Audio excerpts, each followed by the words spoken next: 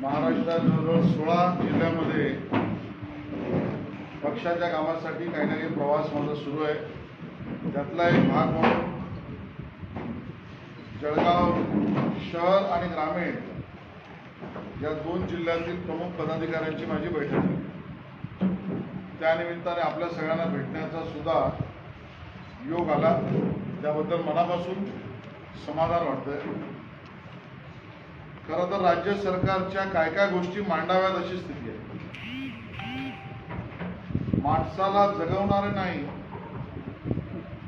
तर मेलेल्या माणसांचे आकडे जाहीर करणारे सरकार आहे। आणि म्हणून गेल्या काही वर्षांपासून आम्ही पाहतो आहोत, कोविडचा काळ असो, आपत्ती असो, वादळ असो, पूरग्रस्त परिस्थिती असो, या सगळ्यामध्ये शेतकऱ्याला, सामान्य माणसाला जगवण्याचे काही प्रयत्न थोर केले असं चित्र काही या सरकारच्या कृत्यामधून दिसलेलं नाही। दुर्दैवाने ज्यांचा मृत्यू झाला त्या सगळ्यांचे आकडे जाहीर करण्याचं काम मात्र या सरकारकडून होत आहे, केले पाहिजे। आणि म्हणून ठाकरे सरकार हे माणसाला जगवणारं सरकार नाही तर मेलेल्यांचे, दुर्दैवाने मृत्युमुखी पडलेल्यांचे आकडे जाहीर करणारे सरकार आहे। खरं तर त्यात तळटीप आहे ती अशी, तेही आकडे लपवून, कारण करोनाच्या काळामध्ये आकडे कसे लपवले गेले आमचे वर्तमानपत्रातल्या काही सन्माननीय सदस्यांनीच ते बाहेर काढलं आणि ते आकडे सुद्धा खऱ्या अर्थाने समोर आले। कोकणामध्ये अतिवृष्टीचं सावट होतं, त्या परिस्थितीमध्ये रेड अलर्ट होता, तर तिथल्या माणसाला वाचवण्यासाठी काही प्रयत्न आधी केलेत का? त्या सरकारी यंत्रणेमधून ते काय केलेल्याचे दिसत नाही। आज दुर्दैवाने असं म्हणावं लागेल, या सरकारचं खानदेशाकडे पूर्णपणे दुर्लक्ष आहे। मी नंदुरबारला गेलो, धुळ्याला गेलो, आज इथे आलो। जी माझ्याकडे माहिती मिळाली त्यात सुमारे 10,000 हेक्टर यावर दुबार पेरणी करावी लागली। नंदुरबारमध्ये 20-30% पाण्याचा साठा झालाय। सरासरी पाऊस जो पडतो तोही कदाचित या ठिकाणी पडलेला नाही आणि त्यामुळे दुष्काळ सदृश्य परिस्थिती काही दिवसांनी होईल की काय ही भीती शेतकरी मांडतोय। या बाबतीत पूर्व तयारी काही सरकारच्या वतीने खानदेशमधल्या आमच्या शेतकरी किंवा सामान्य माणसासाठी केलंय किंवा करतायत अशी काही स्थिती समोर दिसत नाही। आणि मग केवळ घोषणा आणि केवळ केंद्र सरकारकडे अंगुली दर्शन, काही झालं तरी केंद्र सरकारकडे बोट दाखवायचं आणि स्वतःच्या राजकीय किंवा राजकोषीय व्यवस्थेतून त्याला भरीव मदत मिळेल अशा पद्धतीचं कुठलंही कृत्य करायचं नाही असं हवालदिल सरकार हे महाराष्ट्रात ठाकरे सरकार आहे। आणि म्हणून मी म्हटलं की हे सरकार माणसं जगवणाऱ्यांसाठीचं सरकार नसून दुर्दैवाने मृत्युमुखी पडलेल्यांचे आकडे जाहीर करणारे सरकार आहे। मला जे प्राथमिक मांडायचं होतं ते मी मांडलंय। तुम्हाला आता काय विचारायचं असेल तर विचारा।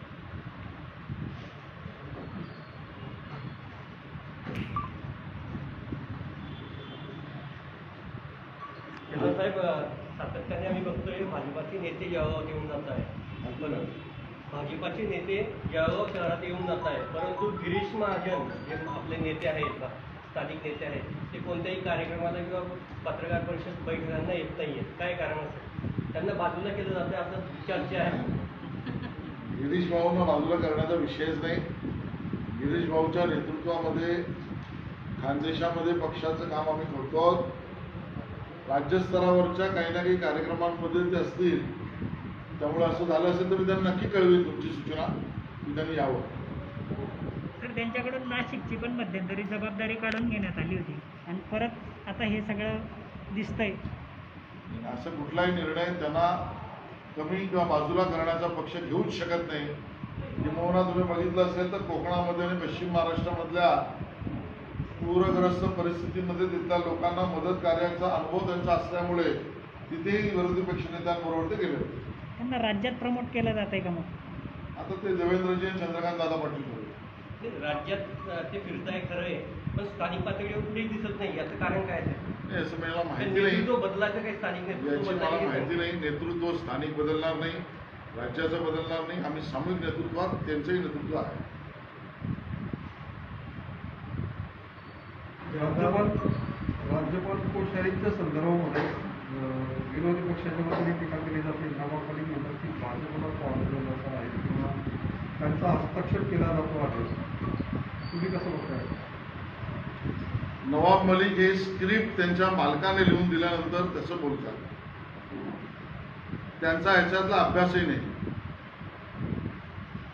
माननीय राज्यपाल महोदयांचा कार्यक्रम काय आहे मी माहिती घेतली. स्वामी रामानंद तीर्थ मराठवाडा विद्यापीठ याची बैठक, त्या ठिकाणी असलेल्या पर्यावरणपूरक विद्यापीठातले कार्यक्रम, मायनॉरिटीज विद्यार्थ्यांसाठी हॉस्टेलचं भूमिपूजन, एक मायनॉरिटी स्कूलचं भूमिपूजन. नवाब मलिक यांनी थोडा अभ्यास करावा. राज्यपाल हे कुलपती असतात आणि राज्याचे कुलपती म्हणून विद्यापीठांना भेटी देणं, त्यातल्या व्यवस्था उभं करण्यामध्ये सहकार्य, मदत आणि सहभागिता करणं हे त्यांचं कर्तव्यच आहे. राज्यपाल महोदय कर्तव्याधीन काम करतायत. त्यांनी रिव्ह्यूची मीटिंग जर घेतली तर यांना अडचण का वाटते? कोविडच्या काळामध्ये त्या जिल्ह्यातील अधिकारी जर कोविडच्या परिस्थितीमध्ये राज्यपालांनी माहिती विचारली आणि अधिकाऱ्यांनी सांगितलं तर यांच्या पायाखालची वाळू का सरकते? असं लपवण्यासारखं काय आहे की जे रिव्ह्यू मीटिंगमध्ये आलं की या सरकारमध्ये बसलेल्या नवाब मलिक टाईप मंत्र्यांना त्याचा त्रास होतोय आणि राज्यपाल काही चुकीचं करत नाही. अशा पद्धतीने राज्यपालांच्या कार्यक्रमांवर एका अर्थाने गैर जिम्मेदारांना विधान करून काहीतरी लपवण्याचं काम नवाब मलिक आणि त्यांची मंडळी करतात. जळगाव जिल्ह्याचा विचार करता एकनाथराव खडसे भाजपचं प्रबळ नेतृत्व होतं, पण राष्ट्रवादीमध्ये गेले. भाजपवर याच्याकडे कसं बघते, कसा फटका बसला? आता याच्यावर भाष्य मी करावं अशी वेळ नाही आहे. याला जो जोडून एक प्रश्न आहे. गेल्या काही महिन्यांपासून भाजपला टोकरी लागलेली आहे. जिल्ह्यातले अनेक शहरं हे भाजपच्या ताब्यातून सुटत चालली. त्याच्यामध्ये शहरातली महानगरपालिका आहे, मुक्ताईनगर शहर असेल, बऱ्याचशा ग्रामपंचायती वगैरे या सगळ्या भाजपच्या ताब्यातून सुटत चालल्या आहेत. त्यामुळे सुरुवातीपासूनच सांगतो की हा प्रश्न आता जुना झालाय. मी एकनाथराव खडसेजींवर व्यक्तिगत काही टीका टिप्पणी करणार नाही, पण एक गोष्ट नक्की सांगेन, ज्याने ज्याने भाजपला सोडचिठ्ठी देऊन बाहेर गेले त्यांची दुर्गतीच झाली आहे. राहता राहायला एखादं मोठं झाड पडलं तर थोडा काही आजूबाजूच्या गोष्टी पडझड होते, पण ती तात्कालिक असते. येणाऱ्या निवडणुकांमध्ये दूध का दूध पाणी का पाणी होईल. तर याला असं म्हणतात की ईडी लावल्या जे भाजपात सोडले गेलेले आहे त्यांना ईडी लावली जाते असं भाजपाचं षडयंत्र म्हटलं जातं, असं म्हणतात ते वर्ष. कसं बघता? जो चोरी करतो त्याच्या मागे ईडी लागते, एवढंच त्यातलं खरं आहे. जळगाव शहरामध्ये महापालिका हातातून गेल्यानंतर सगळा रोष हा आमदार राजूमामांवरती आला की आमदार आमचं ऐकत नाही, आमदार आमचं काम करत नाही, त्याच्यामुळे आम्ही सत्ताविषयानं फुटलो, असं 27 जणांचं म्हणणं पडलं. याकडे जे 27-30 राहिले आहेत त्यांचं म्हणणं मला खरं वाटतं. कारण भाजपचा विचार, माननीय मोदीजींचं कार्य, देवेंद्र भाऊंचा असलेला प्रभाव हे सत्य ज्यांना कळलं त्यांच्याबरोबर आम्ही समाधानी आहोत. जे गेले त्यांनी आम्हाला धडे शिकवायची गरज नाही. छत्रपती शिवाजी महाराज विमानतळाला अदानी गेट असं नाव दिलं, त्याबरोबर भाजपने काहीच प्रतिक्रिया आजपर्यंत व्यक्त केलेली नाही. तुम्ही सकाळची माझी प्रेस ऐकली नसेल, मी कालही बोललोय.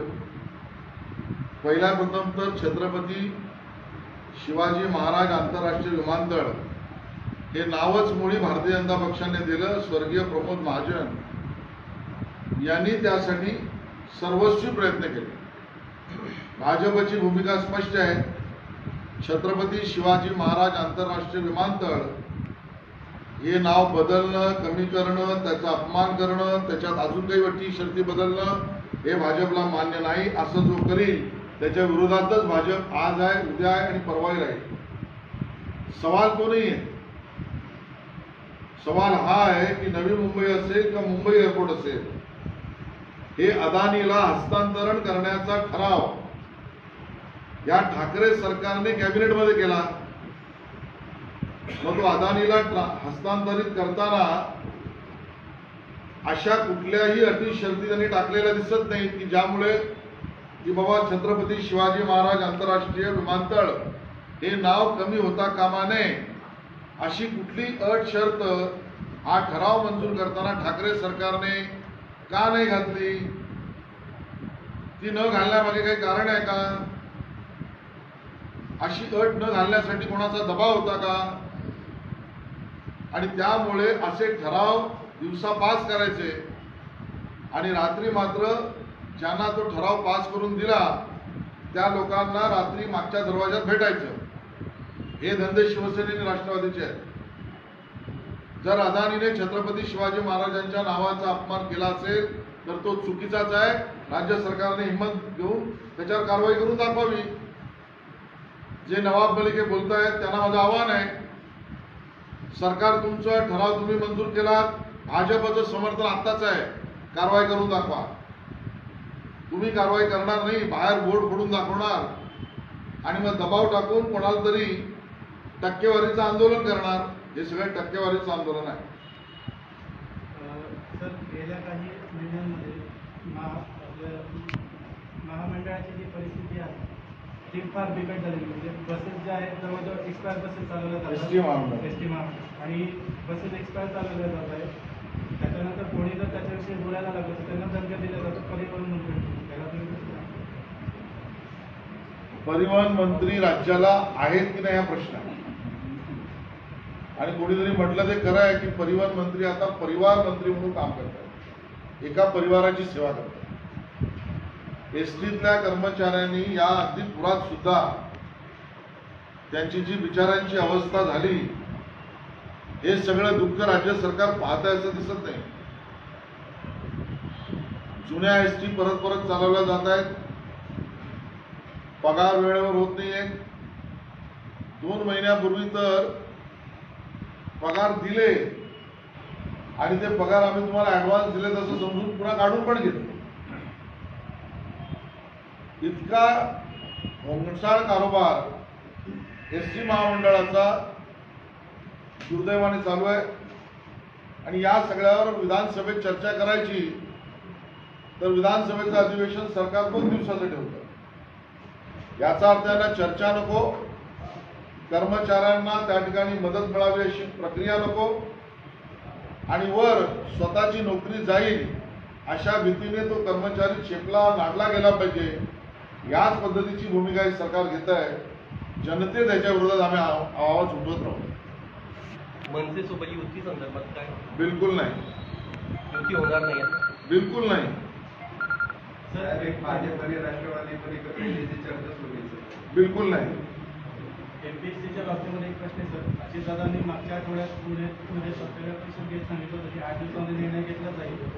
त्यावरती जयंत पाटलांनी सांगितलं की आम्ही 2 ते 3 दिवसामध्ये याबद्दल निर्णय घेऊ. देशाबद्दल एमपीएससीच्या भरतीबाबत खरंच आहे की महाराष्ट्राच्या विधानसभेत ज्या वेळेला सन्माननीय उपमुख्यमंत्री उभे होते त्यावेळेला सुद्धा त्यांनी काही घोषणा केल्या होत्या. त्या घोषणा पूर्ण झालेल्या दिसत नाहीये. त्यामुळे सरकार गजनीचं सरकार यायला आठवण करून द्यायला लागेल. आणि या बाबतीमध्ये सुद्धा एमपीएससीचा जो दिरंगाई चालू आहे त्या बाबतीत माननीय विरोधी पक्ष नेत्यांनी मुख्यमंत्र्यांना अवगत केलंय, 2दा पत्र लिहिली आहे. तर वेळ पडल्यावर आंदोलनही आम्ही त्यात करू. वेगवेगळे मोदी साहेबांचे किंवा अमित शहा यांचे शरद पवार साहेबांची भेटी गाठी वाढली. तुम्ही उलटा म्हणताय, शरद पवार त्यांना भेटतो. काय नाही तिथे शरद पवारांना विचारायला सरकार पडणार कुठपर्यंत आलंय काही? भारतीय जनता पक्षाने माननीय विरोधी पक्ष नेत्यांनी खूप स्पष्ट केलं आहे की आम्ही सरकार पडणं पाडणं याचा कुठलाही कार्यक्रम करत नाही आहोत. हे सरकार त्यांच्या आंतरविरोधाने आणि त्यांच्या वजनाने पडणार आहे ते महाराष्ट्राला कळेल. साहेब काही पूरग्रस्तांना दिलेले धनादेश परत घेतले पूरग्रस्तांना. मी सोशल मीडियावर वाचलंय, संपूर्ण माहिती अजून घ्यायची आहे. पण असा प्रकार झाला असेल तर किती असंवेदनशीलता आहे सरकारची आहे. आणि मला जे कळलं ते पालकमंत्र्यांनीच केलं असं कळलं. तर पालकमंत्री ज्यांनी खरं तर त्या विभागाचं पालकत्व घेतलं पाहिजे, तिथे दुर्दैवाने दुःखी असलेल्या जनतेचे अश्रू पुसले पाहिजेत, ते आता त्यांच्या जखमेवर मीठ चोळण्याचं काम करतायत. कुठे ठेवून ठेवला महाराष्ट्र असं या सरकारला सांगावं वाटतं. तालुक्यांमध्ये आता दुष्काळग्रस्त परिस्थिती आहे, दिवाळखंडीचं संकट आलेले शेतकऱ्यांना विरोधी पक्ष म्हणून आपली भूमिका. खरं तर आज माननीय विरोधी पक्ष नेत्यांनीच मला सांगितलं होतं की या भागामधल्या दुबार पेरणीच्या बाबतीतला पूर्ण अहवाल घेऊन या. आमचे सहकारी सावकारे साहेब असतील, चव्हाण साहेब असतील, डोळे साहेब असतील, मामा आणि परत आमचे अध्यक्ष असतील दीपकजी, या सगळ्यांकडनं आणि बाकी आमच्या सहकाऱ्यांकडनं मी अहवाल घेतलाय की माननीय विरोधी पक्षनेत्यांना याची माहिती करून देईल, तशी त्यांना माहिती आहेच. आणि मग त्याच्यानंतर्गत माननीय मुख्यमंत्र्यांशी या विषयावर विरोधी पक्षनेते निर्णय घेऊन चर्चा करतील, तर मग आंदोलन करण्याची वेळ आली तर आंदोलन येईल. साहेब, आपण शालेय शिक्षण मंत्री होता, आता आपण बघितलं तर कोरोनाच्या काळात नवीन आदेश आलेले आहेत की विद्यार्थ्यांना कुठल्याही पद्धतीने डॉक्युमेंट जर द्यायचे असतील तर अटकाव करू नये, परंतु खाजगी शाळा अजून पण फीचा तगादा पालकांकडे लावत आहे. यावर आपली काय? अतिशय विदारक स्थिती आहे तुम्हाला. एकतर करोनाच्या काळामध्ये रोजगार नाही, काही लोकांचे पगार नाही, जे भाड्यावर आपलं दुकान किंवा घर दोन होते त्यांना भाडं मिळालेलं नाही, थोडक्यात आमदनी कमी आहे. अशा परिस्थितीमध्ये शाळांनी 15% 20% शाळेच्या फी वाढवल्या. 1 वर्षापूर्वी या विषयावर मी आणि आमच्या सहकार्याने आवाज उठवला. आमचे दुसरे सहकारी अतुल बापकर कोर्टात गेले. त्यानंतर सर्वोच्च न्यायालयाचा आदेश आला. सर्वोच्च न्यायालयाचा आदेश हा आमच्या राज्याला लागूच नाही अशी भूमिका राज्य सरकारमध्ये बसलेल्या अधिकाऱ्यांनी घेतली. वारंवार आम्ही त्यांना सांगितलं की सर्वोच्च न्यायालयाने सांगितलं की फी 15% कमी करा, जी कमी होईल ती भरण्यासाठी सुविधा द्या, पण तो निर्णय सुप्रीम कोर्टात आम्हाला लागू नाही असं म्हणत त्यांनी वेळ काढला. आणि आता मात्र कोर्टाने सुद्धा आदेश दिले, GR निघाला, अंमलबजावणीच्या बाबतीत शून्य आहे. आमची सरकारला थेट विनंती आहे की नम्रतेने आम्ही विनंती करतोय की जे या GR आणि कोर्टाच्या आदेशाचं पालन करणार नाहीत त्यांच्यावर कारवाई करण्याचं धाडस तुम्ही दाखवा. शिक्षण सम्राटांसमोर झुकू नका.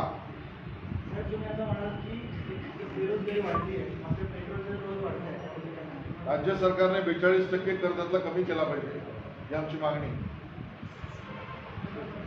तर 2 वर्षांपूर्वी SCBCच्या आरक्षणाबाबत मराठीच्या आरक्षणासंदर्भामध्ये 156 मेडिकल स्टुडंट्सबद्दल निर्णय घेण्यात आला होता. त्यांना स्कॉलरशिप सरकारने दिली होती, देवेंद्र सरकारने.